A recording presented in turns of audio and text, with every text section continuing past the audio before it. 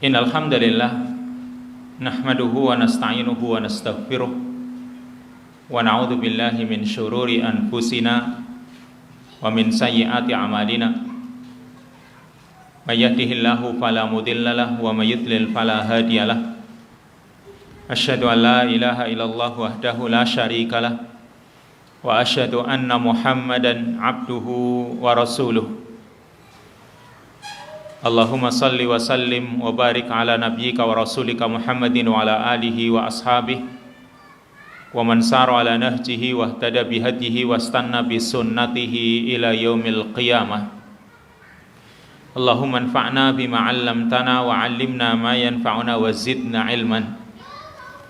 Ikhwani wa akhwati fid din, sallallahu jami'an. Ikhwan dan akhwat hadirin, saudara-saudaraku yang dimuliakan oleh Allah.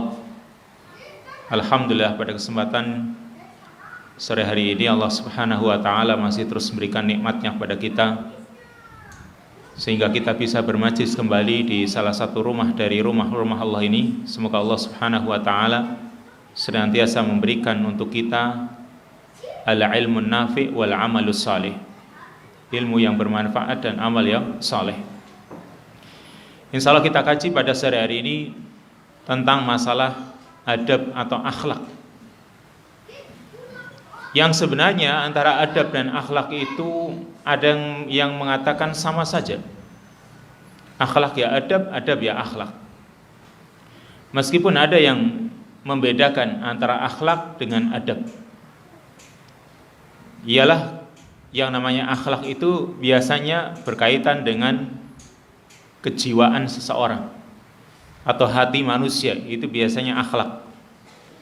Misalnya tentang kesombongan ya, atau misalnya kejujuran ya, itu merupakan pembahasan berkaitan dengan akhlak. Sedangkan adab itu biasanya berkaitan dengan amalan-amalan yang zahir, amalan-amalan anggota badan. Ini yang membedakan di antara akhlak dan adab. Atau ada yang mengatakan yang namanya akhlak itu masalah-masalahnya tetap, masalahnya baku, dia tidak berubah.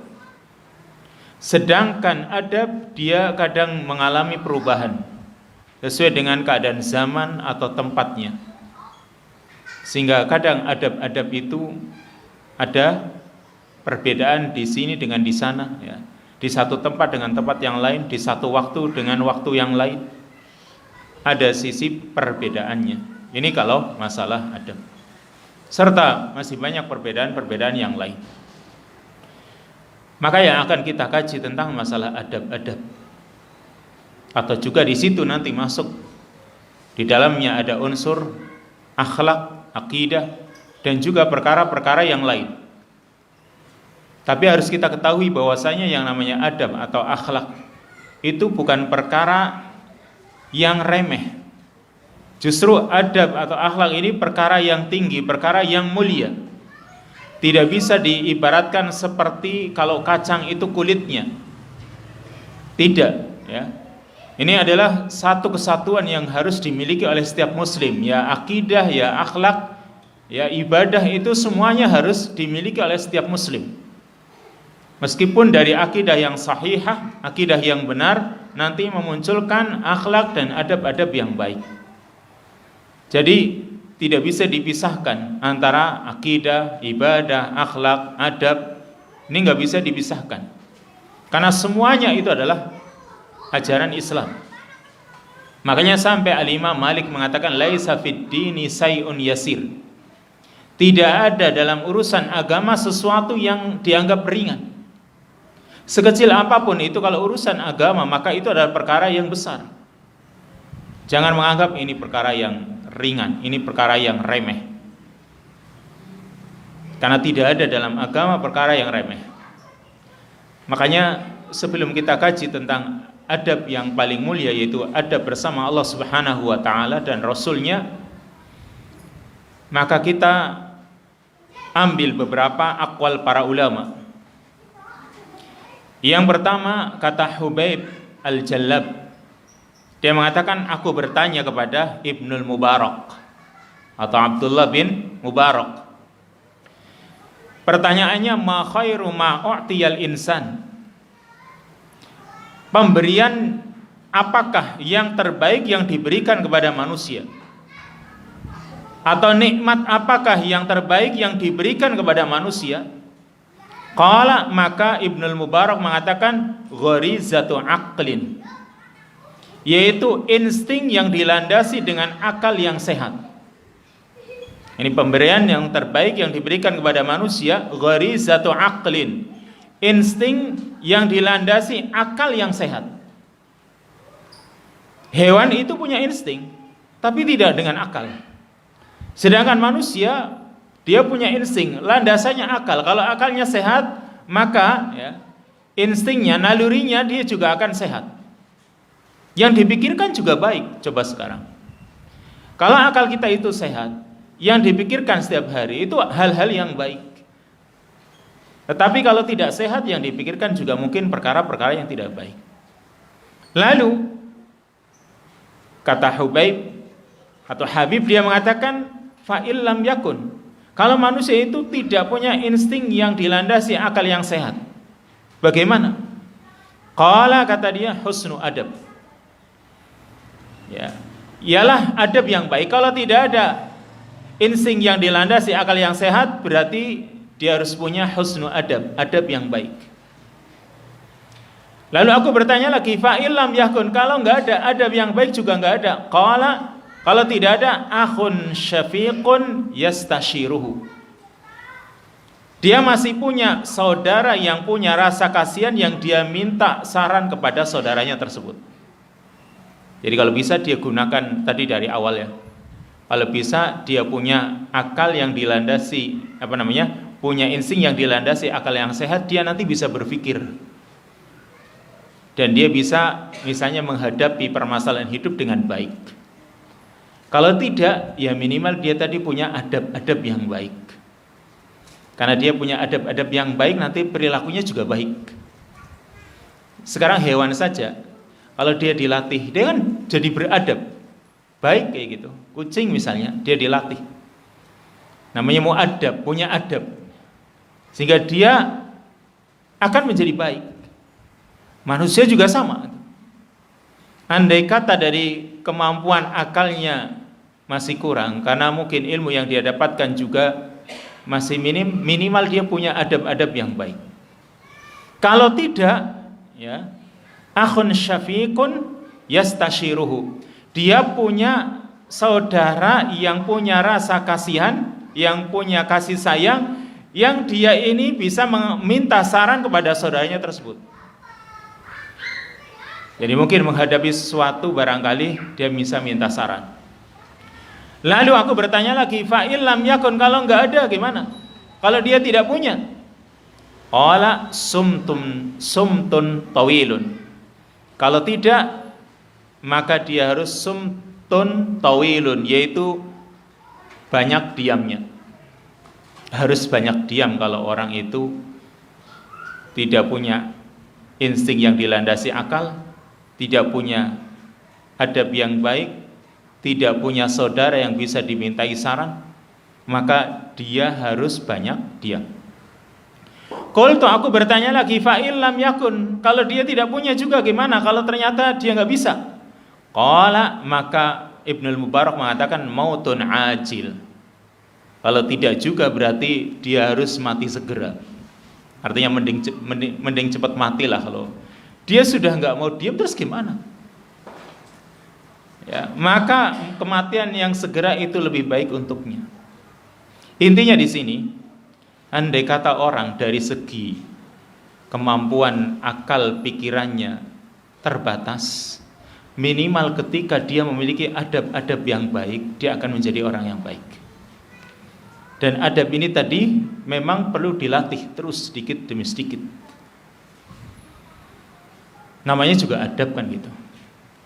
Orang butuh latihan. Ini kata Ibnul Mubarak. Lalu yang kedua, kata Al-Imam Asy-Syafi'i rahimahullahu ta'ala, beliau mengatakan, man ahabba an yaftahallahu qalbahu au yunawwirahu fa'alaihi bil khalwah wa qillatil aql wa tarki mukhalatatis sufaha wa buhdi ahlil ilmi alladziina laisa ma'ahum insafun wala adab. Kata Al-Imam Asy-Syafi'i, man ahabba an yaftahallahu qalbahu, barang siapa yang ingin Allah bukakan hatinya, barang siapa yang ingin Allah bukakan pintu hatinya atau Allah berikan cahaya untuknya, fa'alaihi bil khalwah, hendaknya dia banyak berkhalwat, menyendiri. Maksudnya menyendiri dengan Allah Subhanahu wa taala.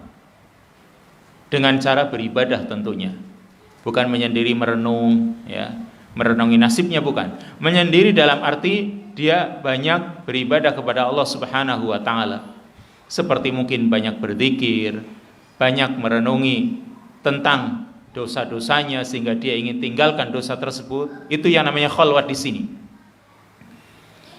Seperti yang Nabi SAW sebutkan, di antara 7 golongan yang akan mendapatkan naungan dari Allah Subhanahu wa taala, yaitu ya, wa rajulun dzakarallaha khalian fafadat ainahu, seorang yang berzikir kepada Allah dalam keadaan sendirian, ya, khalian, tidak ada yang lainnya, lalu sampai matanya meneteskan air mata, itu namanya khalwat.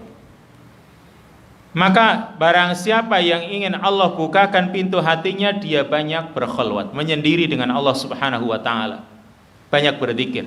Wakilatil akal, sedikit makannya. Jadi makan itu secukupnya saja, jangan sampai bertambah dan bertambah, apalagi sampai kekenyangan. Wa tarki mukhalatatis sufaha, dan tidak bergaul dengan orang-orang yang bodoh, ya, tidak bergaul dengan orang-orang yang safi, yang tidak punya akhlak, tidak punya adab. Serta wa bughdi ahlil ilmi alladziina laisa ma'hum insafun wala adab, membenci para ulama yang mereka tidak punya sisi keadilan, ya, serta tidak punya adab. Mungkin saja mereka ahlul ilmi, ya, orang-orang yang berilmu, tapi tidak punya jiwa adil dan juga tidak punya adab. Maka itu harus ditinggalkan. Ini kata Al-Imam Asy-Syafi'i. Jadi sekalipun ulama ketika tidak punya adab juga disuruh kita membencinya, meninggalkannya. Karena memang adab itu sangat penting, harus ada. Ya, jangankan orang biasa, para ulama yang berilmu, yang punya banyak ilmu, mereka juga harus punya adab. Lalu satu lagi, ya, ucapan Ibnu Sirin. Beliau mengatakan, kanu yata'allamuna al-hadya kama yata'allamuna al-ilm. Mereka yang dimaksud para sahabat, yata'allamuna al-hadya, mempelajari al-hadyu, yaitu petunjuk. Maksudnya petunjuk-petunjuk tentang adab. Kama yata'allamuna al-ilma, sebagaimana mereka mempelajari ilmu. Jadi para sahabat, apalagi kalau kita baca kisahnya Ashabus Suffah atau Ahlus Suffah, orang-orang yang tinggal di Masjid Nabawi dan mereka makan, tidur juga di situ, namanya Ahlus Suffah atau Ashabus Suffah, yang jumlahnya sekitar 7 bulan, kadang naik turun tergantung, kadang jumlahnya bertambah, kadang berkurang. Ini mereka berada di masjid, yang kebanyakan mereka para muhajirin atau orang-orang non Madinah yang mereka pada masuk Islam dan tidak punya tempat tinggal. Tapi mereka nggak mau bertempat tinggal di luar, mereka maunya di masjid. Kenapa? Karena mereka bisa mempelajari adab-adab dari Nabi Sallallahu Alaihi Wasallam selama mereka melihat Nabi. Karena rumahnya Nabi jelas nempel dengan masjid, mereka akan sering melihat Nabi Sallallahu Alaihi Wasallam. Sehingga dari situ mereka bisa mempelajari adab-adab akhlak dari Nabi Sallallahu Alaihi Wasallam. Seperti misalnya sahabat Abu Hurairah. Bayangkan Abu Hurairah itu menjadi sahabat Nabi, menimba ilmu dari Nabi, itu waktunya tidak lama. Waktunya itu cuma 3,5 tahun kira-kira. Kenapa? Dia masuk setelah perang Khaybar. Maksudnya dia masuk Islam ketika perang Khaybar ini Abu Hurairah. Lalu meninggal dunia Artinya setelah Nabi SAW wafat, maka kan berarti dia tidak menimba ilmu lagi dari Nabi. Waktunya cuma 3,5 tahun ya. 3,5 tahun menimba ilmu dari Nabi SAW. Tapi bukan cuma ilmu saja yang dipelajari, yaitu adab-adab, akhlak-akhlak yang dia pelajari dari Nabi SAW. Bahkan dia termasuk sahabat yang paling banyak meriwayatkan hadis yang di situ isinya akhlak dan adab. Ini sahabat Abu Hurairah. Bayangkan 3,5 tahun. Coba sekarang antum paham tentang ajaran Islam yang baik berapa tahun? Adab-adab yang sudah kita cerna itu apa saja? Atau ilmu yang sudah kita miliki, ilmu yang bagaimana? Yang kayak apa, bisa diukur apa tidak ilmu yang kita miliki kan itu.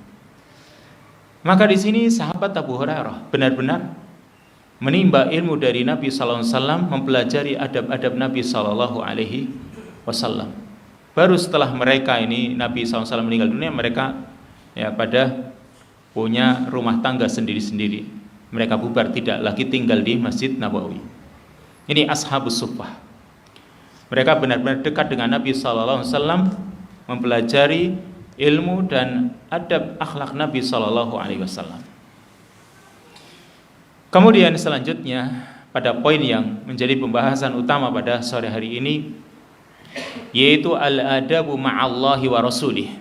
Adab-adab bersama Allah dan Rasulnya. Ini pembahasan terpenting dalam tingkatan adab. Karena adab itu bertingkat-tingkat. Tingkatan yang paling tinggi yang akan kita pelajari yaitu al-adab ma'allahi wa rasulih. Adab-adab bersama Allah dan Rasulnya ini menempati tingkatan yang tinggi, atau tingkatan yang paling tinggi. Adab bersama Allah dan Rasulnya. Lalu tingkatan bawahnya yaitu al-adab ma'an nasi awil khalq. Adab-adab bersama manusia atau makhluk-makhluk yang lain.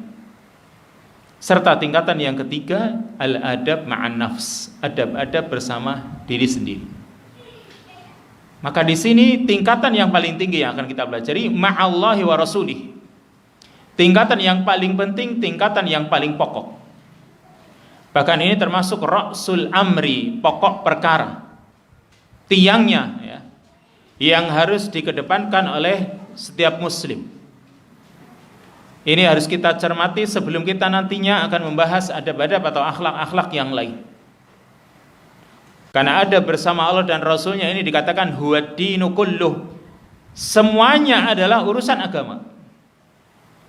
Ya, adab bersama Allah dan Rasulnya pada hakikatnya adalah urusan agama semuanya. Maka ini harus menjadi langkah awal, menjadi pijakan pertama bagi seorang muslim ketika dia ingin mempelajari adab-adab atau akhlak-akhlak yang lain. Harus dia pelajari adab-adab dulu dengan Allah Subhanahu wa ta'ala dan Rasulnya. Dan nanti mu'alif akan menjelaskan adab-adab bersama Allah itu apa saja, kemudian apa manfaatnya. Yang tentu ketika berbicara tentang masalah adab-adab bersama Allah, di situ pasti juga akan menyinggung permasalahan akidah, permasalahan ibadah, dan juga permasalahan-permasalahan yang lain. Karena ini kaitannya dengan Allah Subhanahu wa ta'ala. Taib yang pertama, ada bersama Allah dan Rasulnya, yaitu kaitannya dengan Allah, sarful ibadati lillahi ta'ala. Adab yang pertama, yaitu kita tujukan ibadah kita hanya kepada Allah Ta'ala. Kita tujukan ibadah kita hanya kepada Allah. Ini adab yang harus dimiliki oleh seorang mukmin, seorang muslim. Ketika seorang itu sudah meyakini adanya Allah, dia meyakini bahwasanya Allah yang menciptakan dirinya, menciptakan alam semesta. Dia juga meyakini bahwasanya Allah yang berhak untuk diibadahi, ya. Maka ini keyakinan ini, keimanan ini harus memiliki buahnya, ya, hasilnya, yaitu orang tersebut dia harus melakukan ibadah apapun ditujukan kepada Allah Subhanahu wa ta'ala. Berarti dia palingkan ibadahnya kepada Allah saja, tidak dia tujukan kepada yang lain. Kalau orang sudah meyakini Allah lah yang mengatur urusan alam semesta ini, hanya Allah saja, hanya Dia saja yang memberikan rizki, tidak ada yang ikut andil dalam memberikan rizki, dalam mengatur urusan alam semesta ini. Andai kata ada makhluk yang mereka misalnya diserai tugas seperti para malaikat, ini mereka ini hanya sekedar makhluk yang ditugasi oleh Allah. Jadi misalnya malaikat yang menjaga gunung, menjaga laut, menjaga bumi ini, mereka itu adalah makhluk-makhluk yang diperintahkan oleh Allah dan mereka taat. Yang sebenarnya Allah tidak membutuhkan mereka, tapi Allah ciptakan makhluknya yang mereka itu tidak pernah bermaksiat dan selalu mengerjakan apa yang diperintahkan, supaya kita juga mengambil ibrah. Misalnya para malaikat yang menjaga arsy, maka para malaikat yang menjaga arsy tentunya adalah malaikat yang besar gitu ya. Mereka itu selalu taat, memikul menjaga arsy-Nya Allah Subhanahu wa taala, atau yang menjaga neraka misalnya. Ini mereka adalah para malaikat yang selalu taat, yang pada dasarnya Allah tidak membutuhkan mereka. Tapi Allah ingin tunjukkan kepada kita manusia bahwasanya ada hamba Allah yang selalu taat, yang kita harusnya mengambil ibrah. Makanya ketika sahabat Handalah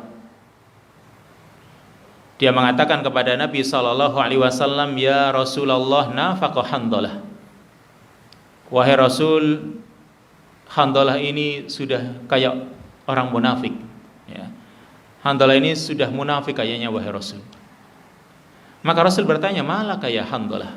Kenapa kamu seperti itu wahai Handalah? Kenapa kamu mengatakan dirimu itu munafik?" Kata Handalah, "Wahai Rasul, ketika kami bersamamu, berada di tempatmu, dan kau menerangkan kepada kami tentang surga, tentang neraka, maka seolah-olah kami melihat surga dan neraka itu ada di depan mata kami, atau ada di depan kami, ada di pelupuk mata kami.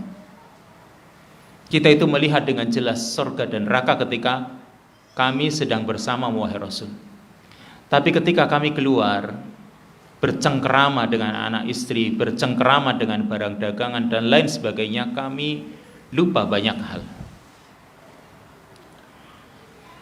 Maka kata Nabi SAW, beliau mengatakan, "Lau tadumuna ala ma antum alaihi la safahatkumul malaikah." Andai kata kalian itu ketika berada di luar itu sama seperti keadaan ketika kalian bersamaku, yaitu selalu mengingat surga neraka, mengingat akan ibadah gitu ya, ketika bersama Rasul ingin tingkatkan ibadah dan lain sebagainya. Kalau kalian tetap keadaannya seperti itu ketika di luar, la safahatkumul malaikah, niscaya malaikat itu akan menjabat tangan kalian. Kalau ketika kalian bersamaku, kata Rasul, jelas kalian mungkin berpikir tentang surga dan neraka. Tapi sekarang di luar,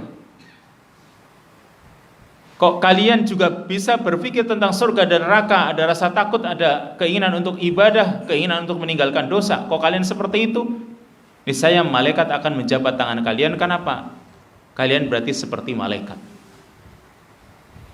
Karena malaikat itu tidak pernah ada keinginan untuk melakukan dosa, maksiat sedikit pun. Nah di sini ya, malaikat itu makhluk yang Allah Subhanahu wa taala tidak membutuhkan mereka. Tapi mereka adalah makhluk-makhluk yang selalu taat melaksanakan apa yang diperintahkan oleh Allah. Intinya di sini bahwa Allah itu yang mengatur alam semesta ini sendirian. Tidak ada yang ikut andil dalam rububiyahnya Allah, dalam aturannya Allah ketika mengatur urusan alam semesta ini. Maka dia pula yang berhak untuk diibadahi. Kalau orang sudah meyakini yang seperti ini, berarti dia tidak boleh melakukan ibadah apapun yang ditujukan kepada selain Allah. Kewajiban dia harus tujukan ibadah-ibadahnya hanya kepada Allah, tidak kepada yang lain. Ya, baik yang lain ini barangkali seorang malaikat atau nabi atau seorang wali atau mungkin batu atau mungkin yang lain, karena semua ini adalah perkara-perkara yang batil. Maka kalau misalnya orang-orang yang mereka itu mengaku diri mereka muslim, tetapi mereka masih mendekatkan diri mereka meminta kepada selain Allah, misalnya yang ada dalam kuburan, diminta-minta, apalagi kepada pohon, batu dan lain sebagainya. Meskipun mereka menisbatkan diri mereka kepada Islam atau mereka mengaku muslim, tetapi masih melakukan bentuk peribadatan kepada selain Allah, berarti dia tidak punya adab dengan Allah. Adab yang paling pokok tidak dia miliki. Apalagi kadang banyak orang yang mereka mengeluarkan harta yang begitu banyak hanya untuk melakukan kemungkaran-kemungkaran tadi. Sehingga orang yang kalau sudah hatinya dikuasai oleh akalnya yang tidak sehat, oleh hawa nafsunya, maka seperti itu keadaannya. Dia tujukan ibadahnya kepada selain Allah. Maka Allah Subhanahu wa taala membantah. Dalam surat Al-Ankabut ayat yang ke-17, Allah mengatakan, Innal ladzina ta'buduna min dunillahi ma yamlikuna lakum rizqan fabtaghu 'indallahi rizqa wa'buduhu washkuru lahu ilaihi turja'un. Innal ladzina ta'buduna min dunillah, sesungguhnya sesembahan-sesembahan yang kalian sembah selain Allah, kata Allah, la yamlikuna lakum rizqan, mereka tidak memiliki rizki apapun untuk kalian. Mereka tidak memiliki rizki apapun, besar kecil, ya, banyak sedikit, mereka tidak memiliki. Makanya di sini kalimatnya rizqan. Dalam kaidah bahasa Arab, ini rizqan ini nakirah, tidak ada alnya. Yang kalimat nakirah jatuh sesudah nafi atau kalimat negatif, la yamlikun, mereka tidak memiliki. Maka nakirah dalam kaidah an-nakiratu ba'da nafyi tufidul umum. Nakirah yang datang sesudah kalimat negatif maka mengandung arti umum, berarti sesembahan-sembahan selain Allah mereka itu tidak memiliki rizki apapun. Fabtahu indallahi rizqa, maka carilah rizki di sisi Allah. Sedangkan kalimat berikutnya ini rizqa yang kedua, fabtahu indallahi rizqa, maka carilah di sisi Allah rizki itu, ada alnya yang berarti ma'rifat. Ma'rifat berarti sudah tertentu. Maka carilah di sisi Allah rizki, yaitu rizki yang memang sudah dicatat oleh Allah Subhanahu wa ta'ala. Karena rizki manusia tidak akan mungkin keluar dari apa yang sudah dicatat oleh Allah. Maka Allah mengatakan, fabtaghu indallahi rizqa, carilah di sisi Allah rizki itu, rizki yang sudah dicatat olehnya. Wa'buduhu washkuru lahu ilaihi turja'un, beribadalah kalian kepadanya dan bersyukurlah kepadanya, karena kepadanya kalian akan dikembalikan. Ini di sini Allah membantah bahwa sesembahan-sembahan itu yang disembah oleh manusia selain Allah enggak punya rezeki apapun. Bahkan Allah Subhanahu wa taala menerangkan sisi kelemahan sembahan selain Allah yang tidak pantas untuk disembah. Surat Fatir ayat 13 dan 14.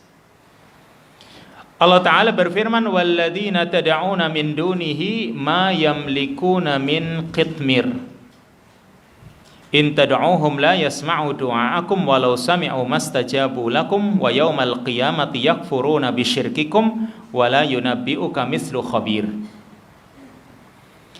Kata Allah Azza wa Jalla, walladzina tad'una min dunihi ma yamlikuna min qitmir, sesembahan yang kalian sembah selain Allah, mereka sembahan-sembahan itu tidak memiliki meskipun sebesar kulit ari. Ini kalau terjemahan dalam bahasa Indonesia, dalam terjemah-terjemah mushaf. Tapi maksud kitmir adalah kulit tipis yang ada di dalam buah kurma. Ketika kita makan buah kurma, maka kita buka buahnya, di dalamnya ada biji.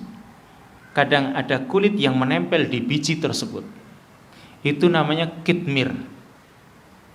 Jadi kulit yang sangat tipis yang ada di dalam, yang menempel di biji kurma.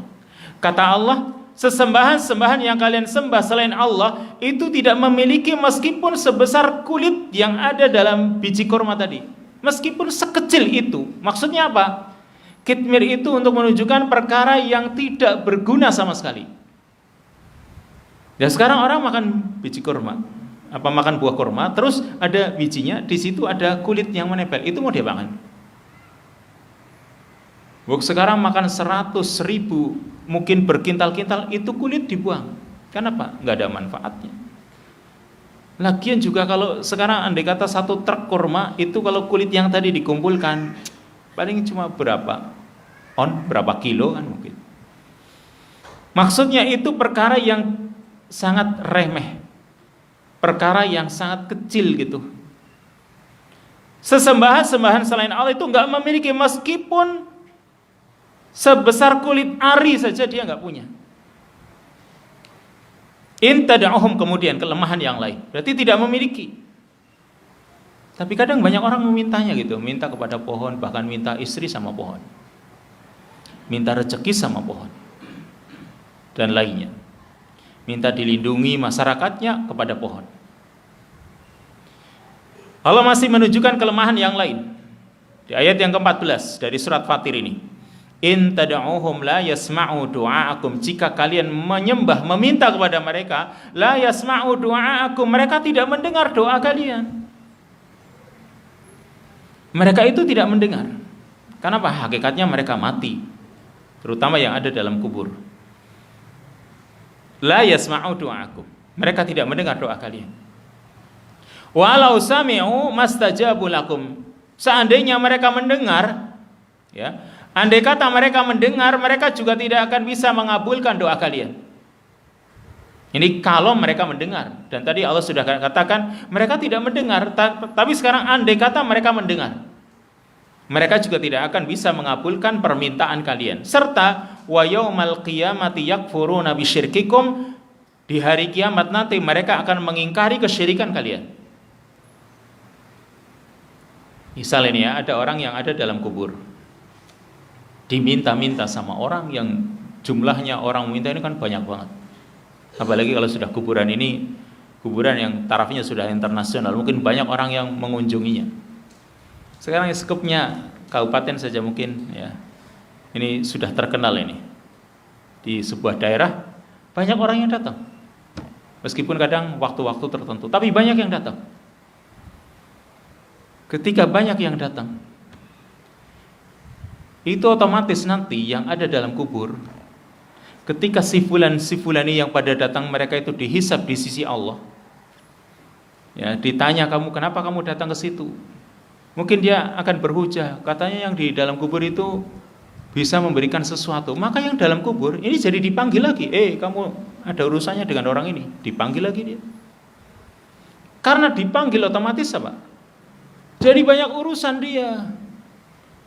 Maka yang dalam kubur itu kan jadi urusannya banyak, maka mereka akan mengingkari.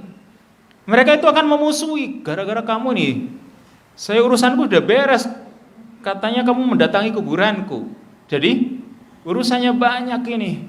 Maka orang yang dalam kubur memusuhi orang-orang yang meminta, ini gara-gara kamu nih.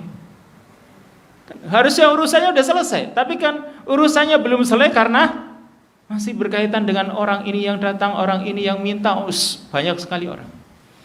Makanya berbahagialah kalau sekarang orang yang misalnya dalam kubur itu cukup orang yang datang, andai kata ya lewat kuburan, mereka cukup mendoakan. Enggak ditanya tentang urusan mereka, kan mendapatkan doa. Dia ternyata bisa mendapatkan kebaikan. Didoakan, dia naik derajatnya misalnya. Kan orang yang lewat cuma assalamualaikum ya ahlad diyar minal mu'minin wal muslimin wa inna insyaallahu bikum lahikun misalnya. Orang lewat kuburan kan cuma gitu. Tapi kalau sampai meminta, urusannya jadi panjang ini. Sehingga mereka akan yakfuruna bisyirkikum, mengingkari kesyirikan kalian. Wala yunabbi'uka mislu khabir, dan tidak ada yang bisa memberitahukan seperti yang mengetahui tentang hal itu. Jadi di sini nih yang pertama, adab yang pertama bersama Allah Subhanahu wa taala, kita tujukan ibadah kita hanya kepada Allah. Maka adab ini akan membuahkan banyak manfaat. Apa itu yang pertama? Kalau kita tujukan ibadah kita kepada Allah, maka manfaat yang pertama, kita berarti mengikhlaskan ibadah hanya kepadanya. Ini yang namanya ikhlas ini. Ikhlas itu kan memurnikan. Memurnikan berarti dia melakukan ibadah semata-mata untuk Allah, baik sedikit atau banyak, ibadah yang besar atau ibadah yang kecil, ibadah yang nampak atau mungkin ibadah yang tersembunyi. Ketika orang dia tujukan ibadahnya hanya untuk Allah, berarti dia telah mengikhlaskan ibadah untuk Allah. Dan ini tujuan kita diciptakan oleh Allah Subhanahu wa taala di dunia ini. Allah mengatakan dalam surat Az-Zumar ayat yang ke-11, "Qul inni umirtu an a'budallaha mukhlishan lahuddin." Katakan, sesungguhnya aku diperintah untuk beribadah kepada Allah dengan mengikhlaskan ibadah untuknya. Serta ayat-ayat yang lain yang berkaitan dengan masalah keikhlasan. Yang kedua, kita ketika tujukan ibadah kita kepada Allah, maka buah yang kedua, manfaat yang kedua, al-bu'du 'anir riya, akan menjauhkan diri kita dari sifat riya. Jadi orang yang ikhlas, semua ucapan dan perbuatannya itu muncul dari keikhlasannya, maka hilanglah riya. Kalau kita itu melakukan ibadah hanya kepada Allah, nanti urusan-urusan yang lain insya Allah juga akan memunculkan keikhlasan. Sehingga karena keikhlasan hilanglah riya.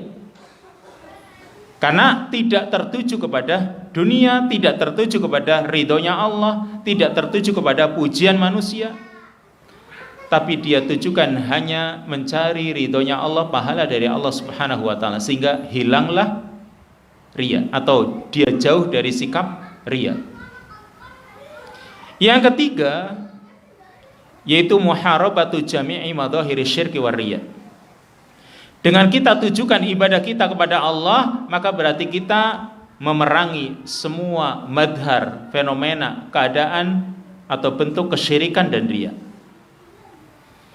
Karena seorang mukmin punya keharusan untuk memerangi kesyirikan. Dan ketika dia sudah berusaha dia tujukan ibadahnya kepada Allah, itu berarti dia sudah punya semangat atau dia punya usaha untuk memerangi kesyirikan tersebut. Ini yang pertama, ada bersama Allah, sarful ibadah lillahi ta'ala. Kita tujukan ibadah kita hanya kepada Allah. Yang kedua, adab yang kedua bersama Allah yaitu ta'zimullahi ta'ala wa ijlaluhu. Mengagungkan Allah Ta'ala dan memuliakannya. Ketika seorang mukmin sudah mengimani rububiyah Allah, bahwa Allah yang menciptakan alam semesta ini, yang menghidupkan, yang memberikan rizki, yang mengatur segala urusan, itu namanya orang sudah mengimani rububiyah Allah. Kalau orang sudah mengimani rububiyah Allah, dia akan melihat betapa agungnya kekuasaan Allah, betapa besarnya kedudukan Allah Subhanahu wa taala dibanding semua makhluk. Karena keagungan Allah Subhanahu wa taala tanpa ada batas, tanpa ada kekurangan, tanpa ada kelemahan. Ini namanya rububiyah Allah. Dia yakini betul, memunculkan adanya ta'zimullah tadi. Dia akan mengagungkan Allah karena dia sudah meyakini Allah itu yang menciptakan dirinya. Allah Subhanahu wa taala yang mengatur urusan alam semesta ini, bahwa semua urusan makhluk ada di tangan Allah. Apalagi kalau orang sambil membaca ayat-ayat yang di situ menerangkan tentang kebesaran Allah. Misal dalam surat Az-Zumar ayat yang ke-67, kalau orang merenungi, dia akan merasa bahwa dirinya itu sangat kecil. Allah mengatakan, wa ma qadarullaha haqqa qadrihi wal ardu jami'an qabdatuhu yaumal qiyamah was samawati matwiyatum biyaminih. Kata Allah, wa ma qadarullaha haqqa qadrihi, tidaklah mereka mengagungkan Allah dengan sebenar-benar pengagungan. Wal ardu jami'an qabdatuhu yaumal qiyamah, padahal kata Allah, bumi semuanya akan berada dalam genggamannya. Yaumal qiyamah, pada hari kiamat, was samawati matwiyatum biyamini, dan langit-langit itu akan dilipat di samping kanannya. Ini Allah ingin tunjukkan kemahabesarannya Allah. Bumi itu yang kita lihat sangat besar, sangat luas gitu ya. Dan langit juga kayak tanpa batas gitu. Itu nanti di sisi Allah sangatlah kecil, bahkan dalam genggaman Allah Subhanahu wa ta'ala yang namanya bumi yang berjumlah 7 ini. Ada dalam genggaman Allah. Kalau bumi yang begitu besar ada dalam genggaman Allah, terus kita gimana? Kita itu sebesar apa coba? Jadi kita itu sangat kecil gitu. Kalau kita merenungi ayat-ayat yang seperti ini dan masih banyak ayat-ayat yang lain, maka berarti kita itu sangat kecil. Sehingga kalau orang membaca seperti ayat ini merasakan keagungan Allah. Karena Pak, dirinya itu kayak merasa sangat kecil sekali. Demikian pula semua makhluk. Dan juga dia akan merasa kecil pula urusan-urusan yang ada di dunia ini. Kalau dia bandingkan dengan urusan Allah Subhanahu wa ta'ala, dia akan mengagungkan Allah, akan mengagungkan misalnya perintahnya Allah dibanding urusan-urusan dunia ini. Misal,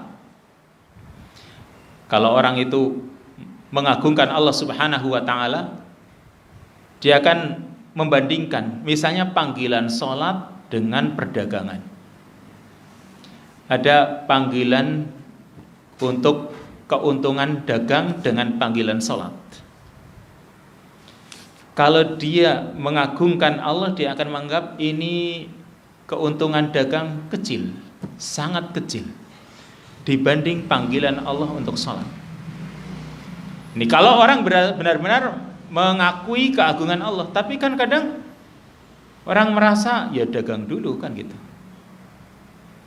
karena ini perkara yang besar misalnya. Atau sekarang misalnya orang itu punya kedudukan atau punya ilmu misalnya.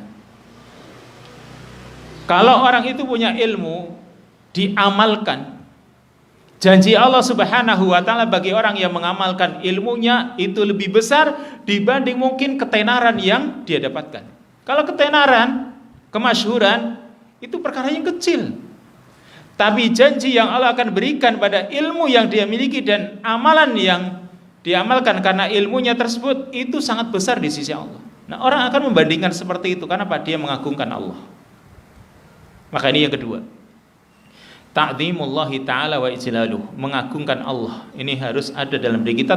Tadi munculnya karena sebab kita mengimani akan rububiyah Allah dan merenungkan kebesaran Allah, kita pun akan mengagungkan Allah. Nah, setelah kita mengagungkan Allah, buahnya apa? Kalau kita mengagungkan, memuliakan Allah, apa yang akan terjadi perubahannya pada diri kita? Yang pertama yaitu al-mubadarah ila ta'ah wa amalil khair. Kalau kita mengagungkan Allah, memuliakan Allah, maka kita akan bersegera menuju ketaatan dan amal yang saleh. Karena tahu pahala di sisi Allah misalnya sangat mudah bagi Allah untuk memberikan pahala atas amal ketaatan kita, maka kita akan bersegera. Misal begini, kata Nabi sallallahu alaihi wasallam, law ya'lamun nasu ma fin nida wasafil awal summa la yajidu illa an yastahimu lastahamu. Atau kama qala sallallahu alaihi wasallam. Andai kata manusia mengetahui pahala yang ada pada adzan dan shaf pertama, lalu mereka tidak bisa mendapatinya kecuali harus dengan mengikuti undian. Kata Nabi, kalau mereka tahu pahalanya, lastahamu, pasti mereka akan ikut undian tersebut. Ini rangsangan dari Nabi SAW. Kalau manusia itu tahu pahala pada adzan dan shaf pertama, ini kan didorong oleh Nabi SAW, pasti orang itu akan seandainya ini orang nggak bisa mendapatkan kecuali harus ikut undian, pasti mereka juga akan ikut undian, karena tahu betapa besarnya pahala. Maka kalau sekarang orang menyadari hal ini, pahalanya besar berarti. Dan Allah Subhanahu wa taala untuk memberikan pahala sangat mudah. Ya, sebesar apapun pahala yang diberikan tidak mengurangi kekuasaan Allah sedikit pun. Maka orang semangat kan gitu. Tentunya karena dilandasi keimanan gitu. Dilandasi dengan keimanan akan pahala di akhirat nanti. Karena orang ketika misalnya dia berusaha untuk maju di shaf pertama, kan tidak langsung dia dapatkan pahala itu. Nggak bisa dia di shaf pertama langsung tiba-tiba kelotak ada 100.000 gitu setiap harinya, kan enggak. Yang membedakan itu sisi keimanan. Tapi orang yang benar-benar mengagungkan Allah, dia akan bersegera untuk menuju ketaatan tersebut. Yang kedua, ya, atau buah yang kedua, manfaat yang kedua, al-bu'du 'anil ma'siyah wasyarri wal fasad bi jami'i suwarihi. Orang kalau mengagungkan Allah Subhanahu wa taala, maka dia akan jauh dari maksiat, akan jauh dari kejahatan dan perusakan dengan segala bentuknya. Nggak akan mau merusak dunia ini dengan segala macam bentuknya. Meskipun kerusakan yang mungkin bersifat hissi. Hissi itu kerusakan yang nampak gitu ya. Merusak misalnya sembarangan buang sampah, itu kan juga akan merusak kan gitu. Atau mungkin polusi misalnya, meskipun barangkali orang menganggap nggak apa-apa gitu ya, tapi kalau orang tahu ini merusak gitu, dia akan berusaha menghindarinya. Ini namanya kerusakan yang bersifat hissi, yang nampak. Atau kerusakan yang bersifat maknawi, seperti melakukan maksiat, itu juga akan merusak dunia ini, maka dia berusaha untuk menjauhkan diri darinya. Karena maksiat akan membuat murkanya Allah. Dan orang yang mengagungkan Allah Subhanahu wa taala tidak ingin dimurkai oleh Allah. Dan seperti itu para salafun as-salih, para pendahulu kita. Ulama salaf atau terutama dari kalangan sahabat ridwanullah alaihim ajma'in, ketika melihat dosa itu digambarkan seperti di hadapannya ada sebuah gunung yang besar yang hampir runtuh gunung tersebut.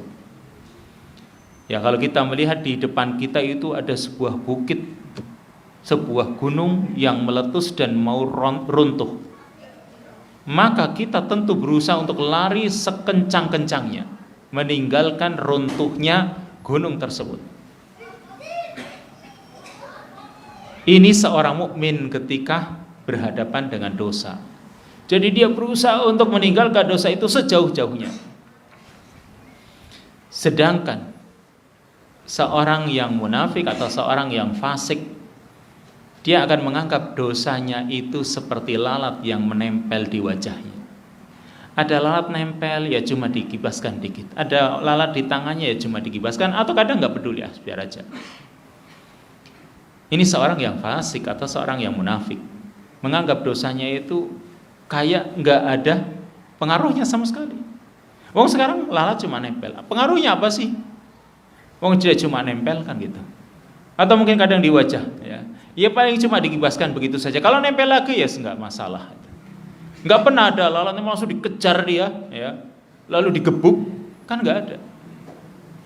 Kenapa? Menganggap itu kecil. Nah seperti itu seorang yang fasik atau munafik dengan dosa yang dia lakukan. Tapi seorang mukmin yang mengagungkan Allah Subhanahu wa taala, dia tidak memandang dari kecil besarnya dosa, tapi dia memandang kepada siapa dia bermaksiat. kepada zat yang maha agung, yang kalau menimpakan azabnya maka tidak ada yang bisa menolaknya. Dan yang ketiga, manfaat yang ketiga, adamul khaufi minal khalq fi dzatillah. Orang kalau sudah mengagungkan Allah Subhanahu wa taala, dia tidak akan punya rasa takut kepada makhluk. Kalau dia berjuang karena Allah. Ya, kalau dia beramal karena Allah, dia tidak akan pernah takut kepada makhluk. Ya, tidak takut kepada makhluk fi dzatillah, karena Allah. Dan berusaha menyampaikan yang hak, baik kepada orang yang diharapkan untuk bisa menerima atau mungkin kepada orang yang ditakuti, dia sampaikan. Karena apa? Dia punya pengagungan kepada Allah Subhanahu wa taala. Terutama tadi permasalahan tidak takut kepada makhluk, karena yang dia takuti hanya Allah. Yang dia agungkan hanya Allah Subhanahu wa taala. Satu lagi adab yang ketiga, ada bersama Allah Subhanahu wa taala, yaitu al-khaufu minallahi taala. Setelah yang kedua tadi mengagungkan Allah, yang ketiga al-khaufu minallah, takut kepada Allah Subhanahu wa taala. Maka adab yang ketiga ini, takut kepada Allah, ini juga muncul karena pengetahuan dia akan keagungan Allah. Ketika orang mengetahui keagungan Allah atau mengetahui kekuasaan Allah, akan memunculkan apa? Rasa takut. Allah mengatakan innama yakhsyallaha min ibadihil ulama. Sesungguhnya yang takut kepada Allah dari hamba-hambanya hanyalah para ulama. Kenapa kok dikatakan yang takut kepada Allah dari hamba-hambanya hanyalah para ulama? Karena para ulama yaitu orang-orang yang berilmu. Dan ilmu yang dimaksud adalah ilmu tentang Allah. Kalau mereka memiliki pengetahuan tentang Allah, itu akan menimbulkan mereka itu punya rasa takut. Kalau memang ilmu itu benar-benar ilmu yang manfaat, ya, ilmu yang manfaat, ilmu yang akan menumbuhkan rasa takut kepada Allah sehingga membuahkan hasil al-amalus salih, amal yang saleh. Jadi landasan mengapa orang itu takut, karena dia punya pengetahuan tentang Allah. Juga tahu tentang kekuasaan Allah Subhanahu wa taala, tentang keagungannya. Dia juga menyadari betapa beratnya azab Allah.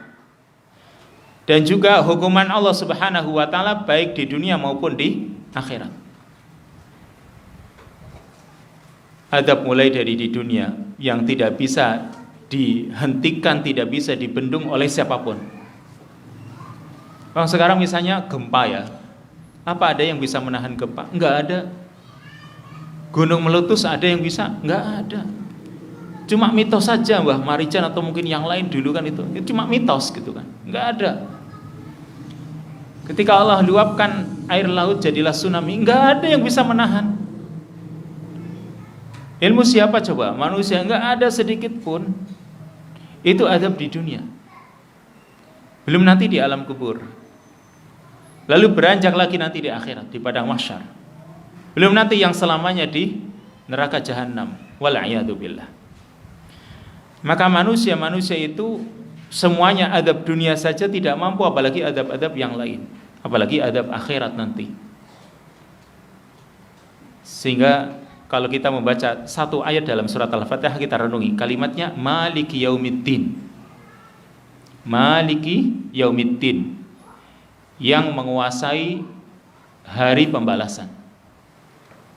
Allah itu Maliki Yaumiddin, yang menguasai hari pembalasan. Karena nanti di hari kiamat, hari pembalasan, itu enggak ada seorang pun yang mengaku memiliki hari tersebut. Jadi nanti di hari kiamat semuanya akan tunduk kepada Allah, tidak ada yang menentang sama sekali. Mereka semuanya tertunduk ketakutan. Makanya hari kiamat itu disebut Yaumul Faza'il Akbar, hari ketakutan yang sangat besar, karena semuanya akan merasa ketakutan. Kalau di dunia, sekarang hari-hari di dunia masih ada orang yang mengaku ini hariku. Paling kalau orang itu misalnya pas hari itu dia untung besar, terus berita-berita yang dia dengar itu baik gitu kan, wah rasanya, wah hari ini hariku. Dia masih ngaku kalau di dunia itu hari ini hariku. Merasa itu hari keuntungan dia, tapi nanti di akhirat tidak ada yang mengaku sedikit pun. Makanya Allah katakan Malik Yaumiddin, Allah yang menguasai, yang memiliki hari kiamat.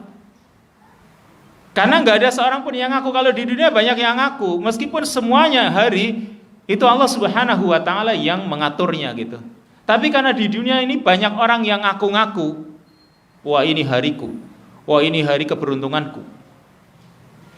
Seolah-olah apalagi seorang misalnya baru menikah, seolah-olah dunia itu miliknya, yang lain pada ngontrak gitu kan. Mungkin merasa mengaku kalau di dunia, nanti di akhirat nggak ada yang mengaku. Makanya hanya Allah Subhanahu wa taala saja. Adabnya Allah tidak ada yang mampu untuk menahannya. Maka coba perhatikan salah satu hadis yang diriwayatkan oleh Ibnu Majah dan dihasankan oleh Al-Albani rahimahullahu taala. Kata Nabi sallallahu alaihi wasallam, "Ya ma'syaral muhajirin khamsun idza tulitum bihinna wa a'udzu billahi an tudrikuhunna." Ada 5 perkara, wahai kalangan muhajirin, wahai orang-orang muhajirin. Ada 5 perkara yang jika kalian diuji dengan 5 perkara tersebut, maka aku berlindung kepada Allah agar kalian tidak mendapatinya, agar jangan sampai kalian mendapatinya. Ialah beberapa halnya. Dari 5 perkara tersebut, Nabi mengatakan lam tudhiril fahishatu, lam tadhar al fahishatu fi qaumin qad hatta yu'linu biha illa fasha fihimut ta'un wal auja' allati lam takun madat fi aslafihim alladzina madaw. Tidaklah nampak perbuatan keji di kalangan suatu kaum, suatu masyarakat sama sekali sampai mereka itu menyebarkannya, ya, sampai mereka menampakkannya, kecuali akan tersebar di kalangan mereka penyakit-penyakit ta'un, wabah-wabah, ya, yang belum pernah ada pada umat-umat sebelumnya. Jadi kalau misalnya di sebuah masyarakat ada perbuatan keji semacam zina dan yang semisal itu, tapi mereka nampakkan, bahkan di masyarakat itu misalnya sudah menjadi hal yang lumrah itu, maka Allah Subhanahu wa taala akan berikan ujian kepada mereka atau timpakan ada kepada mereka penyakit-penyakit ta'un, lepra, kusta dan lain sebagainya, dan juga wabah-wabah yang belum pernah terjadi pada umat-umat sebelumnya, karena sebab mereka melakukan perbuatan keji. Kemudian walam taqnatu walam tanqusul mikyala wal mizan illa ukhidu bis sinin wa syiddatil maunah wa jurus sultan alaihim. Tidaklah kalian mengurangi takaran dan timbangan dalam perdagangan. Dan kalau sudah takaran dan timbangan itu biasa dilakukan di pasar-pasar, banyak pedagang penjual, ya, banyak para pedagang, para penjual, toko dan sebagainya, yang mereka terbiasa di situ mengurangi takaran, timbangan, dan menyebar sudah. Tidaklah mereka melakukan hal itu, melainkan mereka akan ditimpakan bisinin dengan kemarau yang panjang dan beratnya beban hidup, ya, beratnya beban hidup serta kedoliman penguasa kepada mereka. Kan mungkin banyak di masyarakat kita yang namanya mengurangi takaran, timbangan itu mungkin dianggap hal yang lumrah gitu, karena kalau tidak nanti mereka nggak punya keuntungan, karena untungnya sangat dikit gitu. Kan mungkin banyak seperti itu, orang jual beli. Biasanya orang itu jual beli apa ya? Beli bensin ini misalnya, Pertalite, Pertamax gitu ya. Dibawa ke rumah dia jual eceran. Kalau 1 liter dia jual 1 liter. Untungnya dikit, kenapa? Nanti akan ada menguap gitu kan. Nah, menguap jadinya enggak ada 1 liter. Untungnya terkurangi jauh gitu. Akhirnya mereka lakukan cara-cara bagaimana supaya yang harusnya 1 liter ini kurang dari itu dikatakan 1 liter. Dan mungkin hal itu sudah terbiasa barangkali di sebuah masyarakat misalnya. Kalau sudah seperti itu, maka yang terjadi masyarakat tersebut mereka itu akan banyak kelaparannya. Kemudian juga beratnya beban hidup. Rasanya hidup itu kayak beban isinya kan gitu. Kayak kurang dan kurang serta kurang kayak gitu. Rasanya mengapa harga-harga itu kayak naik terus gitu, sementara pendapatan kayak nggak bertambah. Apalagi kalau sudah urusan kondangan sana sini, kayaknya kok utangnya berat gitu. Ditambah lagi kedoliman penguasa. Aturannya gini, ada pajak ini, pajak itu, tambah dan lain sebagainya. Kemudian bahan bakar itu BBM naik dan lain sebagainya. Orang jadinya stres mikir yang seperti itu. Mungkin karena banyak dalam urusan perdagangan yang tidak jujur, serta masih banyak yang lainnya ya, dari 5 perkara. Intinya kalau orang itu merenungi perkara-perkara tersebut, karena banyak kemaksiatan dibiarkan. Kalau mereka itu menyadari betapa besarnya adab Allah Subhanahu wa taala, ketika Allah timpakan adab baik di dunia maupun di akhirat nanti, maka orang itu akan muncul rasa takut kepada Allah Subhanahu wa taala. Dan dari rasa takut ini akan membuahkan hasil, membuahkan manfaat. Apa itu? Pertama, yaitu al-ijtinabu li maksiatillah. Ketika orang itu punya rasa takut kepada Allah Subhanahu wa taala, maka dia akan berusaha menjauhkan diri dari maksiat kepada Allah Subhanahu wa taala. Dia akan jauhkan dirinya. Ini maksiat bisa membawa adab Allah, kemurkaan Allah. Murkanya Allah di dunia saja nggak bisa ditahan, apalagi nanti di akhirat. Sehingga orang berusaha jauhkan dirinya dari maksiat. Yang kedua, al-iqbal 'alal wajibat wat ta'at wal mubasyarah laha. Orang juga dia mau menerima kewajiban, mau menghadapi kewajiban dan ketaatan dengan senang hati. Ada kewajiban-kewajiban yang Allah berikan, ya, yang Allah sampaikan, maka dia berusaha untuk melakukannya dengan senang hati. Kenapa? Supaya Allah Subhanahu wa taala tidak murka. Ada rasa takut dia kepada Allah Subhanahu wa taala.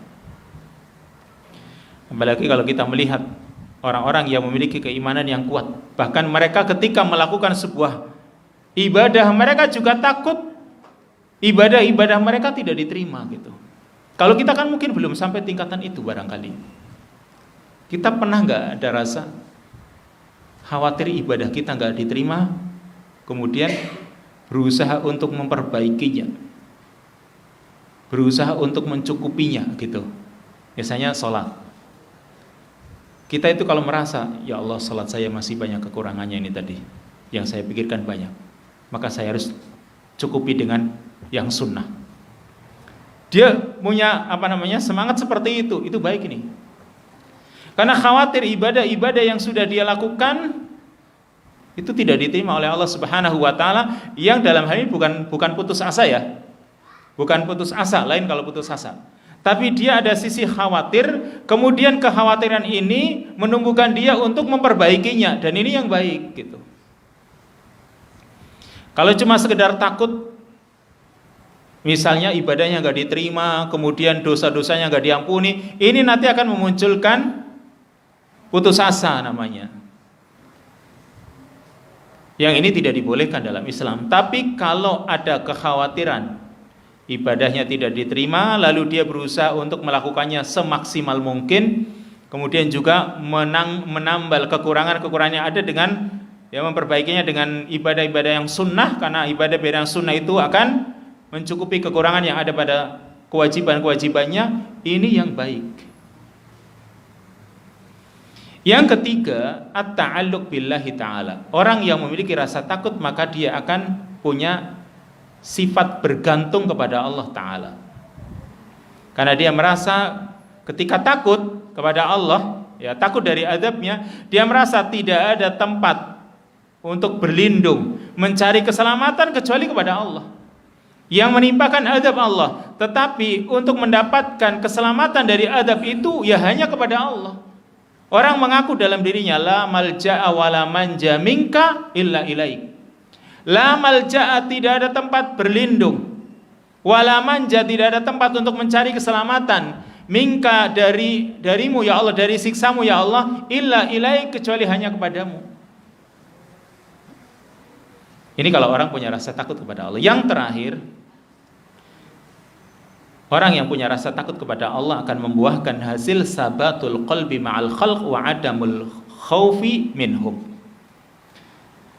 yaitu tabahnya hati ketika berinteraksi dengan makhluk dan tidak ada rasa takut kepada mereka.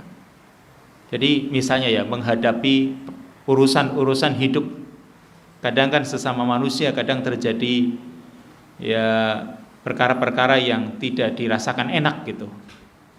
Mungkin kadang ada yang menyakiti dan lain sebagainya.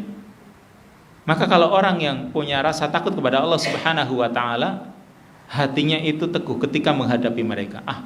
Misalnya mereka cuma menyakiti cuma di dunia, dan itu pun barangkali cuma hati kan, itu tidak berkurang apapun. Ini orang yang punya rasa takutnya kepada Allah. Tidak ada takut kepada mereka, sehingga jiwanya stabil. Karena hatinya penuh dengan rasa takut kepada Allah, tidak ada rasa takut kepada selain Allah. Jadi stabil hatinya.